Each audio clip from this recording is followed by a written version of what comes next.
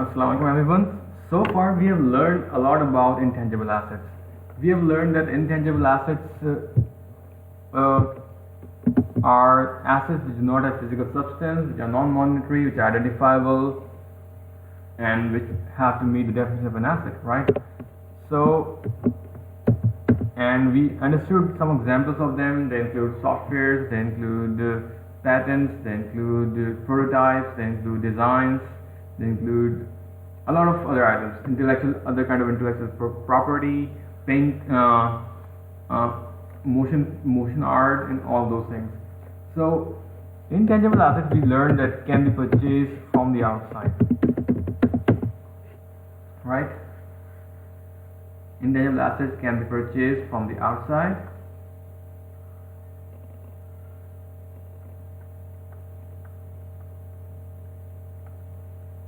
And intangible assets can also be generated internally.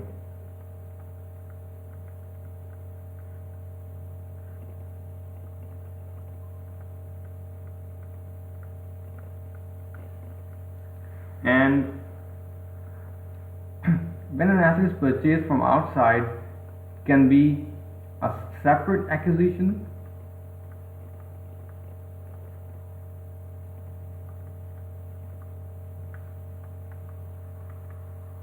or it could be as part of something.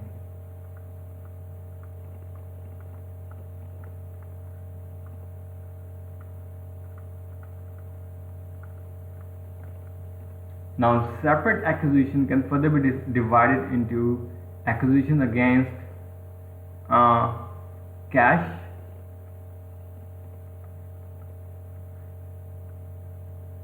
and in an exchange transaction.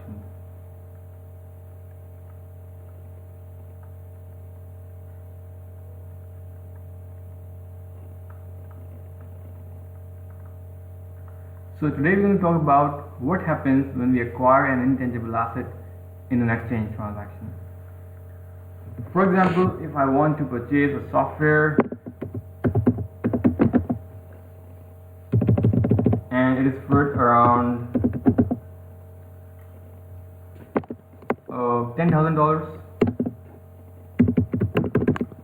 and against the software, and that's what I want to purchase, right? I want to receive this, and against the software I am willing to give the software company a car, my vehicle, and let's say its fair market value is $9,500, and that's what I'm willing to give up. It's very clear. I'm changing it simple and a tangible asset against an intangible asset. I have the fair value of both the assets. The fair value of the software is 10,000 and the fair value of the vehicle is 9,500. And moreover, currently my balance sheet is showing that vehicle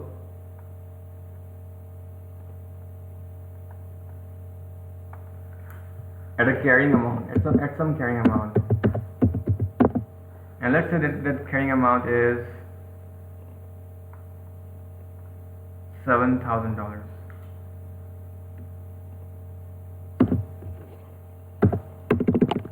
And that's because although the fair value, I might have purchased that vehicle for $11,000,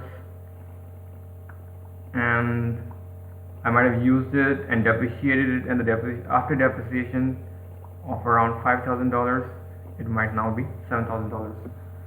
But that used vehicle is selling in the market for $9,500. So that was my purchase price, was $11,000 for that vehicle. The book value, the carrying value is $7,000, and the fair value in the market of the used vehicle in the current state and form is $9,500. Now the question is, at what amount should I recognize this software? Because see, in this transaction no cash is involved, right? There's no cash involved in the transaction. So how do I treat this transaction? That is the question. So according to the standard I-38, any exchange transaction and the tangible, the asset received in the exchange transaction should be recorded at the fair value of the asset given up, which in this case, which one is the asset given up? The vehicle, right? So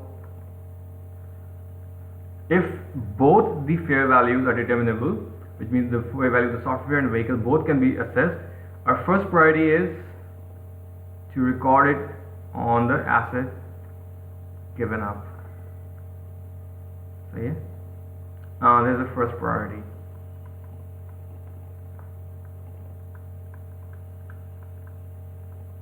However, for example, if that vehicle has been altered and currently I cannot determine the value of my vehicle properly in the market, so the fair value is not determinable, or maybe it might be determinable but it's not very clearly determinable, which means I will have to make certain assumptions to be able to come up with this amount, which means the software might be more clearly evident. So if the software is more clearly evident,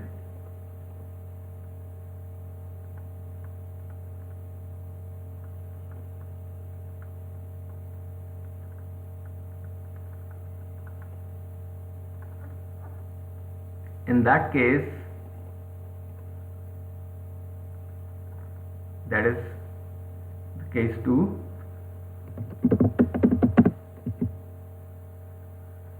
in that case we have to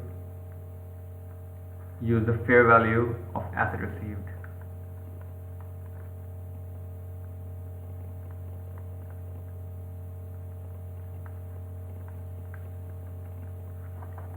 That was our case 1.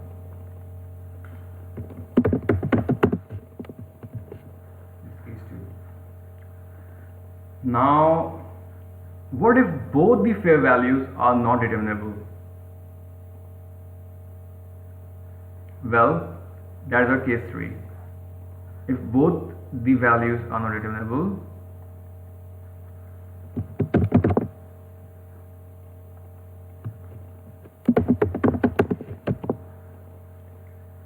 in that case we have to use carrying value of the asset given up. Excuse me. The carrying value of the asset given up.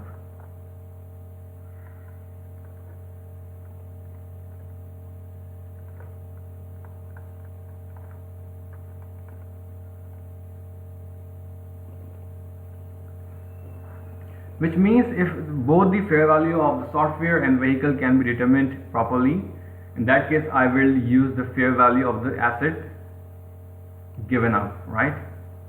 Fair value of asset given up.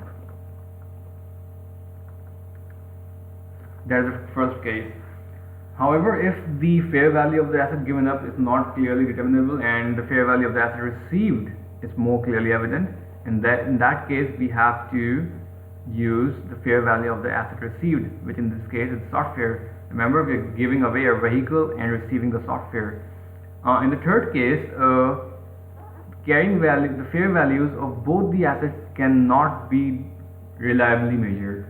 In that case, we have to use the carrying value of the asset given up, which means if I am purchasing a software against my vehicle and that vehicle is recorded in my books at $7,000, in that case that new software would also be recorded at $7,000. So let's decide the amount right now.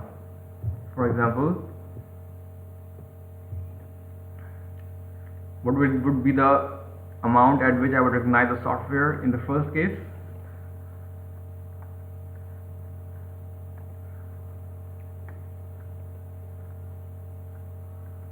In the first case, the amount would be $9,500.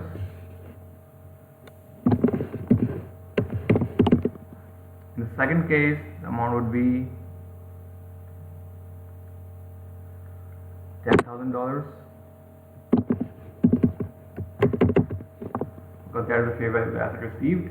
And the third case, we have to use the carrying value of the asset given up because we cannot determine the fair values. That is $7,000. Okay, there's one more case where, for example, rather than giving away the vehicle, I am also still giving up an asset that is a software.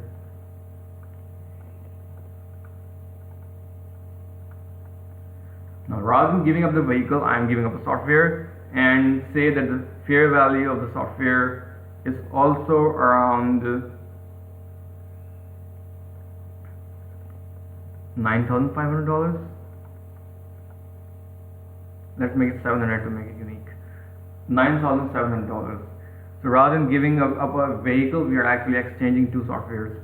Now, if this transaction, the exchange of software against the software, is such that it lacks commercial substance,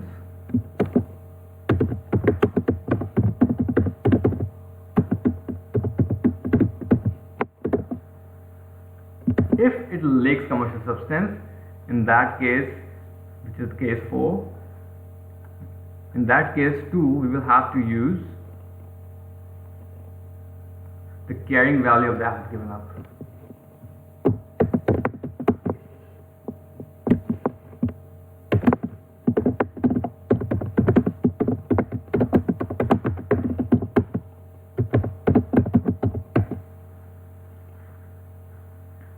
Okay, which means we have to use the $7,000 in that case too. So case 4 is still $7,000.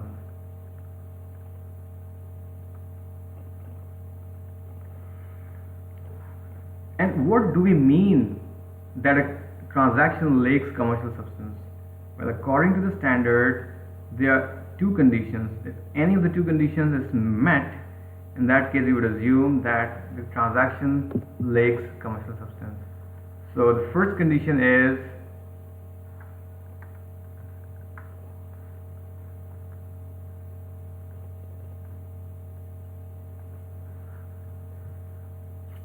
the configuration of cash flows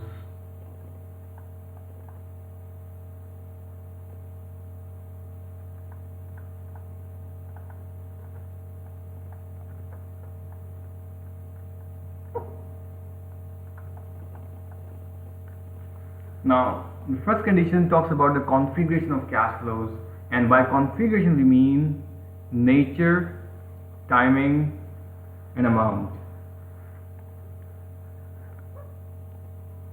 And by nature I mean the risk, timing, and amount. If any of these three things changes because of the exchange transaction, because of the exchange between software against another software, if any of these three things changes significantly, this means that the transaction has a commercial substance. But if because of the change in the because of the transaction, if the configuration of the cash flows do not change, if the risk of future cash flows arising from the software do not change, if the timing of the cash flows arising from the software do not change, and if the amount of the cash flows arising from the software do not change, in that case you would say that the transaction lacks commercial substance. And the second condition, and which is after an or, which means any of the two conditions should be fulfilled, and that has to do with the entity specific value of operation. Now, what does that mean? Entity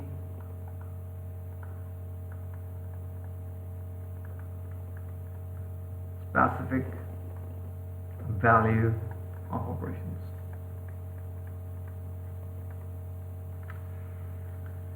Well, this means that this software must be a part of a cash generating unit. It might not, if it's not generating cash on its own, and if it's part of a cash generating unit, if it's working with other assets, in that case what exactly is the value of that group of assets, of that operation? And if the value of that operation changed significantly, in that case the transaction has a commercial substance. And if the value of operations does not change significantly, in that case the transaction lacks commercial substance. So if the transaction lacks commercial substance, this means that the new software would be recorded in the balance sheet at the carrying value of the previous software. And let's say the carrying value of the previous software was $7,000, which means that in the balance sheet we would not change anything. That carrying value would still remain the same, because the transaction is actually not a commercial transaction, it's an arbitrary transaction. Okay. Now what do we mean by the fair value of an asset not being measured reliably? That's also a concern. What if fair value of the asset is not measurable reliably? How do we consider that? For example, an entity can expect that its fair value might be, its future cash flows might result in 3 fair values, and they might be 10,200,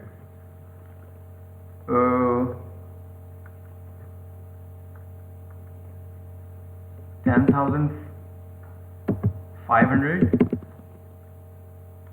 and 9,200. Company can estimate that either of these fair values is true, so which means that the range of values is not significantly different. And because the range of values of all the possible fair values is not significantly different, which means we can measure it reliably, right? Because one calculation, one set of assumptions is giving this, another set of realistic assumptions is giving us this amount, and another set of realistic assumptions is giving us that amount. However, if the fair value of the software was such that one calculation was giving $15,000, another was giving $10,000, and another was giving $2,000. In that case, all of these have a significant variation, right?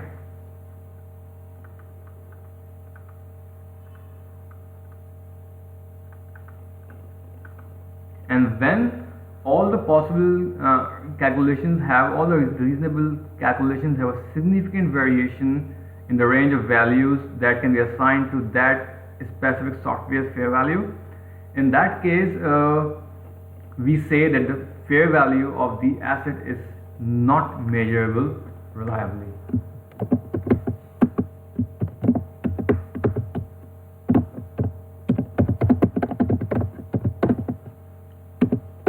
Right? However, if the entity or whoever is computing the amounts of the fair value can specifically assign probabilities with certainty to each of those values. For example, this value might have a probability of 20%, this might have a probability of 20%, and this might have a probability of 60%. In that case, if this can be determined reliably, then we would assume that the fair value of the software is measurable reliably, right? So let's recap what we just talked about. We said that in an exchange transaction there could be 4 cases, 2 assets, and whenever 2 assets are being exchanged, we could either measure the fair value of both of them reliably, and if that is the case, our first priority is to record the new asset at the fair value of the asset given up, that is $9,500. However, if the fair value of the asset given up cannot be reliably measurable, or if the fair value of the asset received is more clearly evident, in that case we use the fair value of the asset received, which in this case is $10,000. However, if both the fair values cannot be measured reliably, neither $10,000 can be measured reliably, neither $9,500 can be measured reliably, in that case we have to use the carrying value of the asset given up, which is $7,000. Now, Carrying value of this asset given up is also used in one more case, and that is case 4, in which the transaction lacks commercial substance. And what does it mean for a transaction to lack commercial substance? Which means that the similar assets are being exchanged, and either the configuration of the cash flows does not have a significant difference, and the entity specific value of the operations does not have a significant difference. If any of these have a significant difference because of the exchange transaction, in that case we say that transaction has a commercial substance. It does not lack a commercial substance. So we have understood the word, what does it mean to lack commercial substance, and we also discussed about what does it mean to be able to be measured reliably.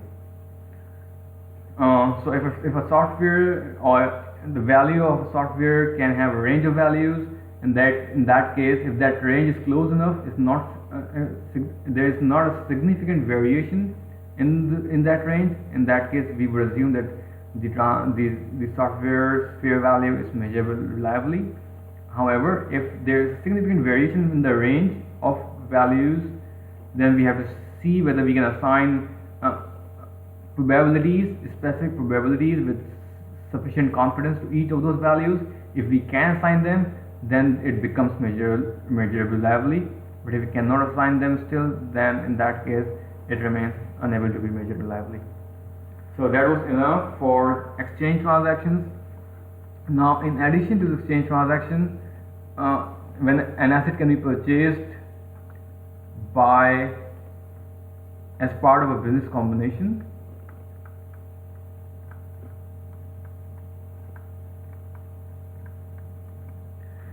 that is something you will study in consolidation, because when an entire business is purchased, all of its assets are purchased, and that includes the intangible assets. Because when a business is being purchased, all of the tangible assets are being purchased, all of the intangible assets are being purchased, and the goodwill is also being purchased. So that's a slightly different story. So you would be studying it in business combination. Another way intangible asset can come up onto your balance sheet is by way of a government grant.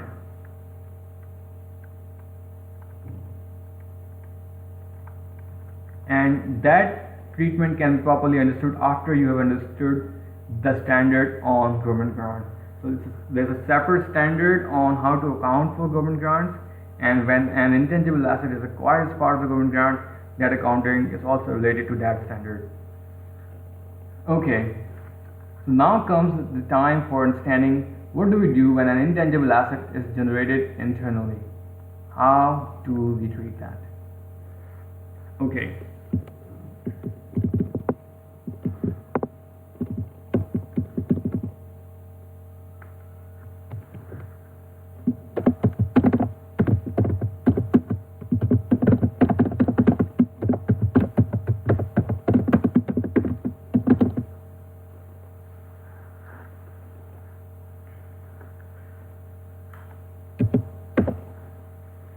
So many businesses have a department called an R&D department, and that is the Research and Development Department.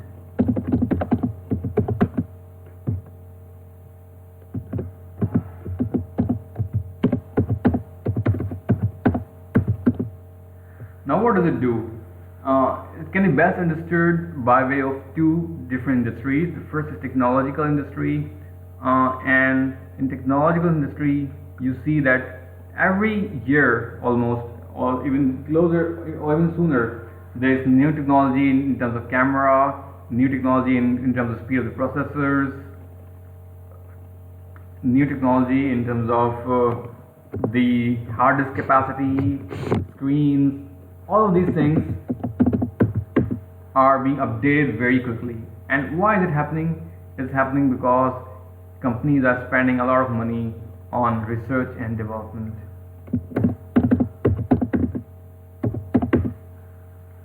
Right? There are so many examples of these activities, because they are inventing new ways to make it faster, make it better, and all of those ways, to develop all of those ways, they have to set out a department, they have to assign some employees, some scientists, some researchers who do all that work. Right?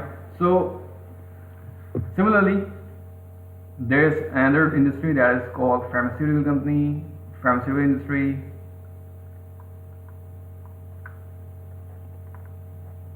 And we see new equipment being developed very quickly every year. And we see the new kinds of medicines and treatments. All of that happens very rapidly.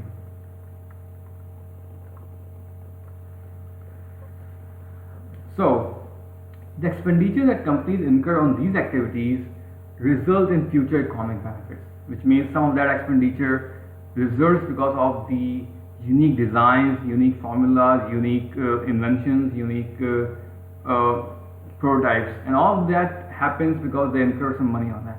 And that expenditure is being incurred today to earn benefits in the future, right? Which means some of that has to be capitalized. But the risk is that companies will start capitalizing it so fast. Companies will start capitalizing part of their administrative costs, part of their business running costs, part of their marketing costs, because this is a vague area, because they have a lot of room to play here, because they are generating an asset internally, and they can argue a lot on what can be associated with their process of developing a new technology or a new formula. So for that reason, IAS 38 has specified that whenever such expenditure is being incurred, it has to be divided into two categories. The first one is the research phase. Excuse me.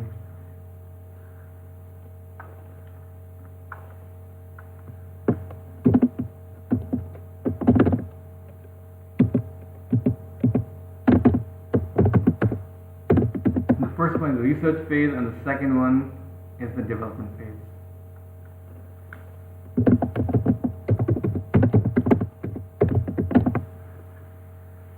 Okay, so what comprises of research activities? Research activities include activities aimed at obtaining new knowledge,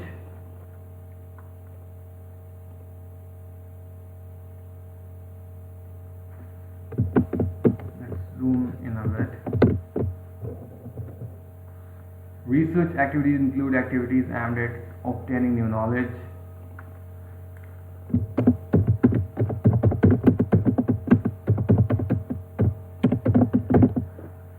Similarly, it includes the search for, evaluation, and final selection of application of research findings or other knowledge.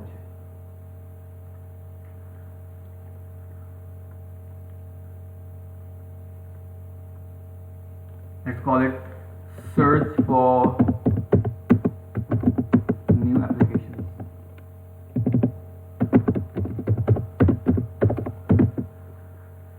And then the search for alternatives for materials, devices, products, processes, systems, or services.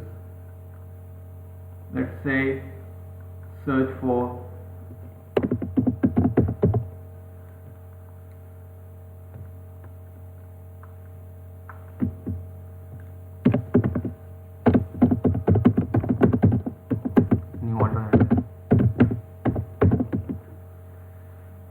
and lastly, the formulation, design, evaluation, and final selection of possible alternatives for new, improved materials, devices, products, processes, systems, services.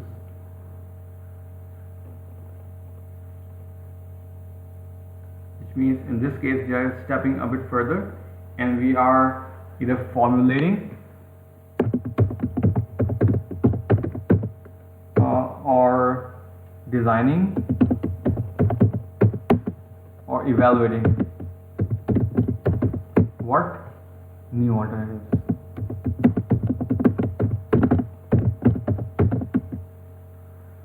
So these are the research activities where we have not actually specified a solution. We have not find out what solution are we going to implement and how we are going to develop it.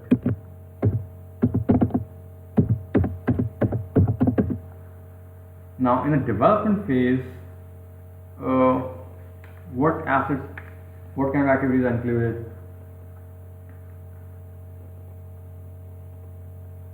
Well, the development phase includes the design, construction and testing of pre-production or pre-use prototypes. See, remember these three words: design, construction and testing. See, design could be made on paper or on a 3D software, right? Design could be anywhere. It could even be made on paper.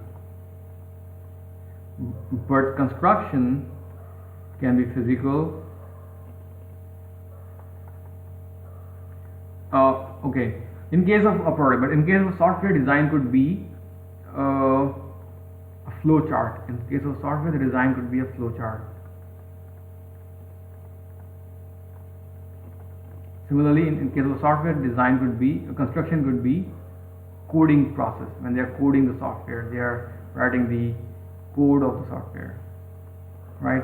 And testing is where we are trying to see whether our prototype or our program is actually working the way we want it or not. And if it's not working, we have to correct it, right? Another activities that are involved in development activities are the design of tools, jigs, molds, and involving the new technology. Which means that it's not just about this design, but also the design of the related tools or related activities.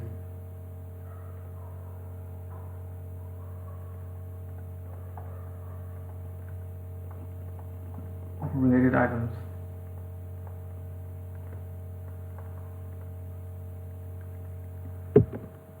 And third is the design, construction and operation of pilot plants that is not of a scale economically feasible for commercial production.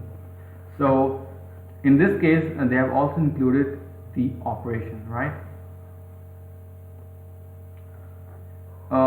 Design,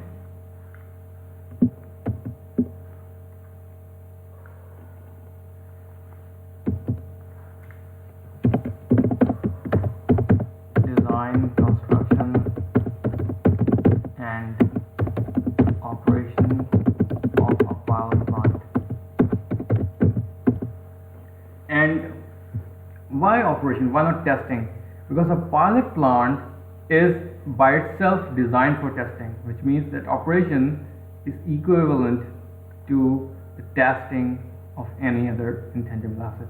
So in this case, a pilot plant which is physical. See, this is a very interesting example. A pilot plant is a physical asset. It's entirely physical, but it is a pilot plant because it is not capable of producing commercially the product, because it's of a small scale, just to see whether that plant or that design works or not.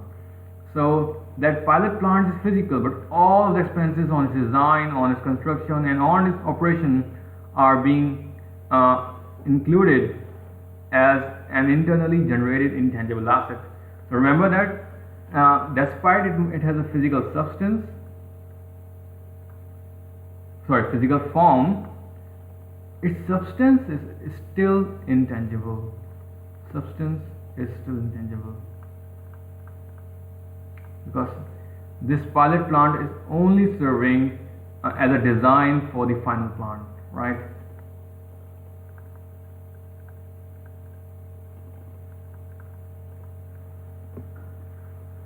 And lastly, the design, construction and testing of chosen alternatives for new or improved materials, devices, products, processes. Right? So the same thing, the design, construction and testing. And previously we talked about the design, construction and testing of prototypes and models.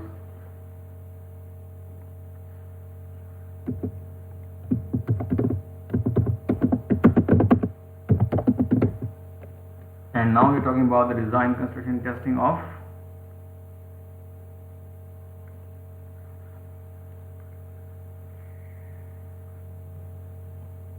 materials, devices, product, processes, and other items.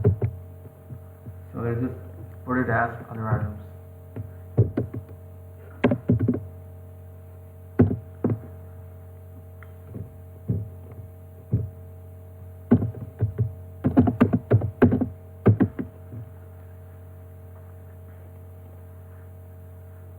Okay, and as we talked before, okay, first just let's recap what we just studied.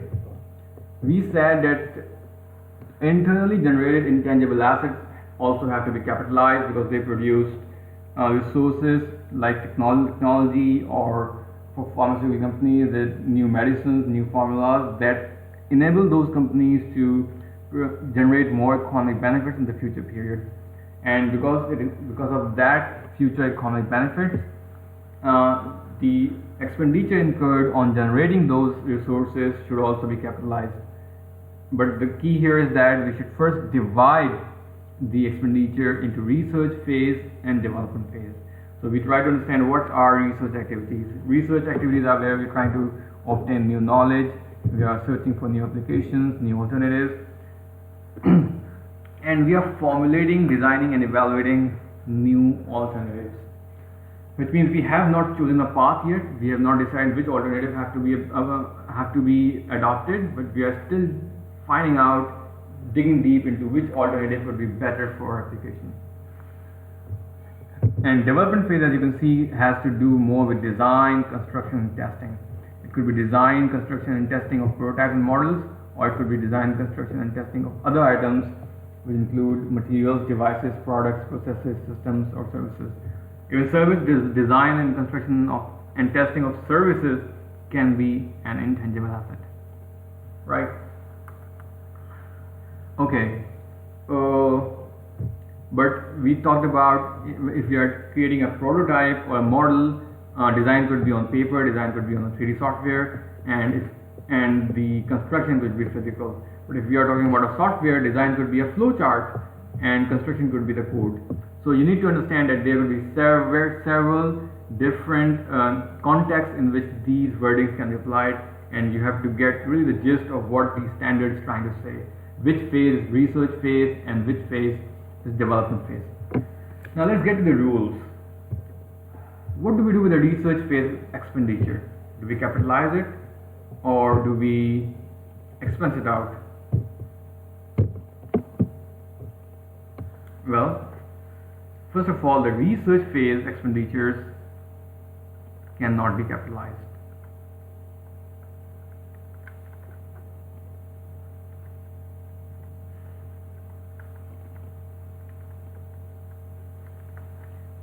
And development phase expenditure can be capitalized. They don't just have to be capitalized, they can be capitalized, which means if they fulfill more additional criteria, they can be capitalized.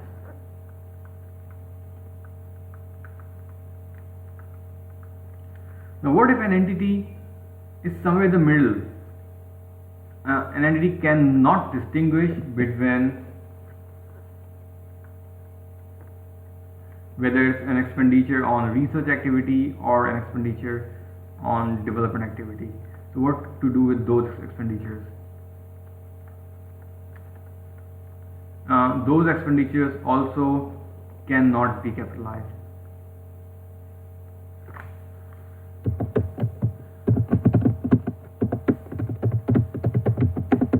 Right? So, okay. So we know that the research phase expenditure cannot be capitalized and development phase expenditure can be capitalized. And if you cannot distinguish between a research phase and development phase expenditure, it still cannot be capitalized, right? And what does it mean that it cannot be capitalized? It means that it cannot be stored in your balance sheet. You have to expense it out, which means the entry would be, when it's not being capitalized, the entry would be cash or payable credit and expense debit. But if it is being capitalized, the entry would be cash or payable credit and asset debit, because that amount is accumulating, is storing into the form of an asset, which is an intangible asset. Okay, but development phase expenditure can be capitalized if it fulfills additional criteria.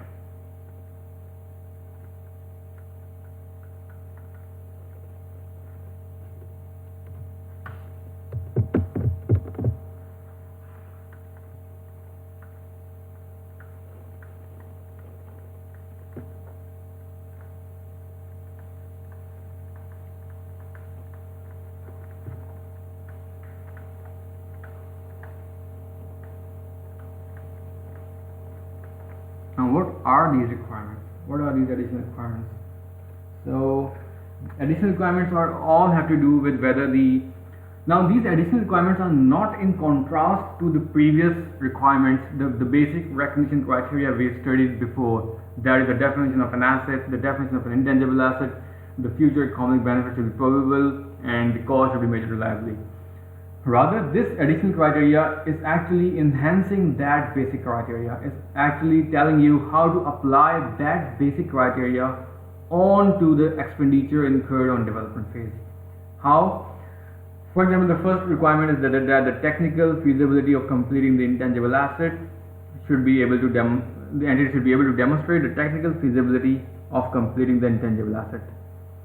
Because if that entity will not be able to complete the project, it will not be able to result in future economic benefits, which means that the recognition criteria, the future economic benefits should be probable, will not be met. So in order to fulfill that criteria, this requirement also has to be met.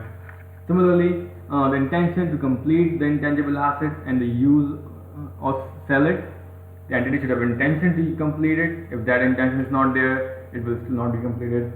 Similarly, the entity's ability to use or sell the intangible asset. If the entity does not have the ability to use or sell it, in that case, future economic benefit will not be probable. The fourth requirement is the entity should be able to show how the intangible asset will generate probable future economic benefits. For example, if it's creating a plant and it would result in an output, the entity can show that there's a market for that output and it expects this much amount of revenue from that market. So the entity should be able to show that it's not doing something in the air, it's actually building an asset which would result in future economic benefits. Fifth requirement is the availability of adequate technical, financial, and other resources to complete the development and to use or sell the intangible assets. The entity should have the resources to complete it. If it does not have resources to use it, to develop it, in that case, it's really not being able to generate future economic benefit. The last requirement is the ability to measure reliably the expenditure attributable to the intangible asset during its development. If some intangible asset is of a nature where it's almost impossible to distinguish between the amount attributed to creating that asset and amount incurred on general business expenses or on promotion expenses, in that case we do not know how much amount has been attributable to development phase expenditure, which means we cannot recognize it because the cost cannot be measured reliably. And for that reason we talked in a short video, and exactly for that reason we cannot capitalize several internally generated intangible assets, which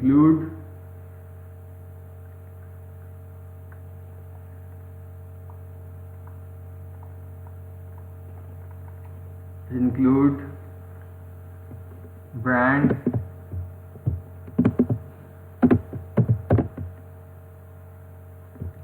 mastheads, publishing titles, customer lists,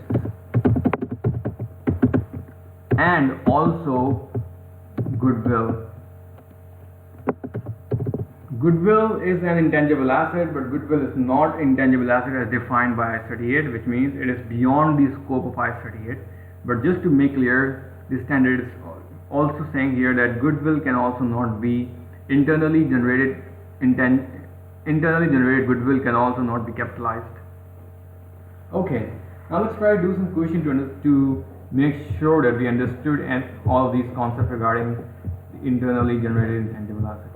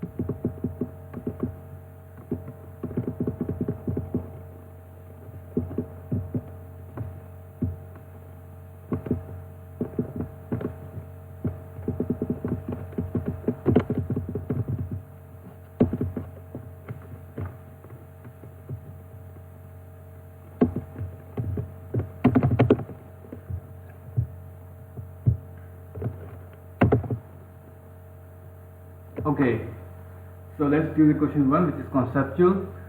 An entity developed an Android app at a cost of $15,000 and believes that future economic benefit would flow to the entity.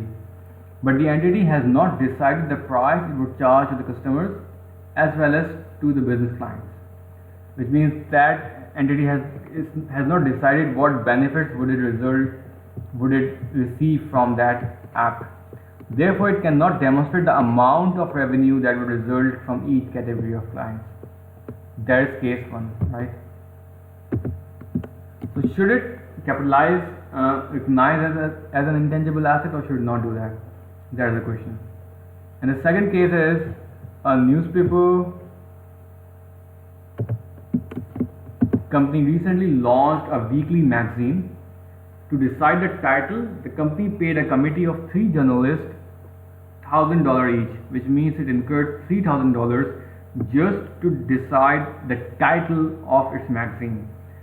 The title they came up with is so prestigious and attractive that they expect it to increase the sale of magazine for the foreseeable future.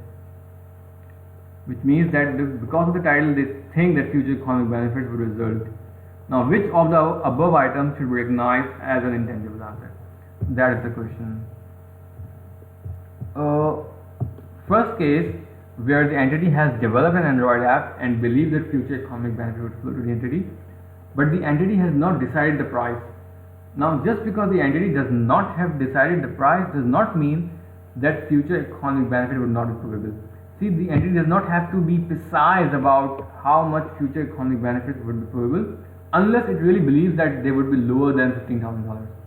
But if generally it does not have to be able to precisely decide how much amount of benefit would result from the asset, because it has incurred a cost of $15,000, it is still able to recognize that as intangible asset if it expects that future economic benefit would be greater than $15,000.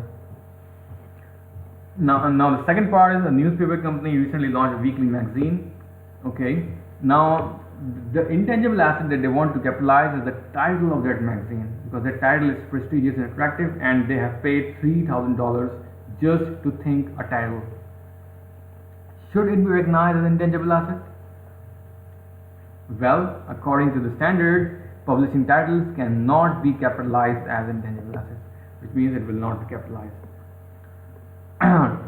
Okay guys, this is the basic concept. I will also be providing a few more questions in the link below this video, so do solve all those questions, because we have reached a milestone, and if you solve all of those questions right now, you will be able to better catch up with the future videos and future lectures, because if you keep building up the practice, in the end you would have a very difficult time.